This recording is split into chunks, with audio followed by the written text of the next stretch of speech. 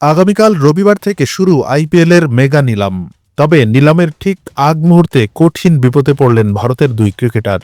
সন্দেহজনক বোলিং অ্যাকশনের কারণে মনীষ পাণ্ডে ও কর্ণাটকের ক্রিকেটার সৃজিত কৃষ্ণনের উপর বোলিং নিষেধাজ্ঞা দিয়েছে বিসিসিআই।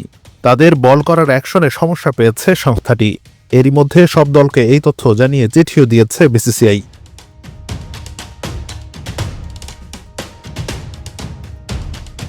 মনীষ ও সৃজিত ছাড়াও বোর্ডের সন্দেহের তালিকায় আছেন আরও 3 ক্রিকেটার। তারা হলেন দীপক হুদা, সৌরভ দুবে ও কেসি কারিয়াপ্পা। তবে তাদের উপর এখনও নিষেধাজ্ঞা জারি করা হয়নি। আইপিএলের নিলামের মাত্র 2 দিন আগে এই ঘটনায় অনেকে অবাক। এ কারণে দাম কমতে পারে এসব ক্রিকেটারের।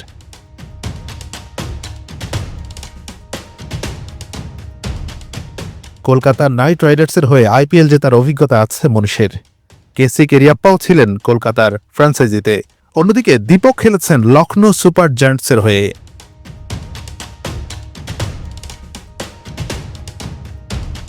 এদিকে গতকাল শুক্রবারই ভারতীয় বোর্ড জানিয়েছে আইপিএল কবে শুরু হবে। তথ্য অনুযায়ী আগামী বছরের 14ই মার্চ শুরু হয়ে 25 মের ফাইনাল দিয়ে শেষ হবে টুর্নামেন্টটি। শুধু আগামী বছরই নয়, পরবর্তী 2 মৌসুমের আইপিএল কবে হবে সেটিও ঠিক করে ফেলা হয়েছে। 2026 আইপিএল শুরু হবে 15ই মার্চ আর শেষ হবে 31 মে।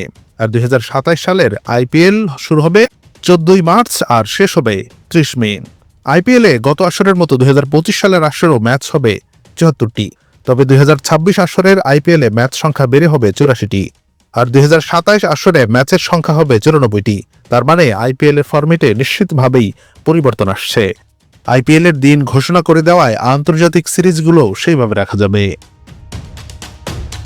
Anwar Hossain, BD archive.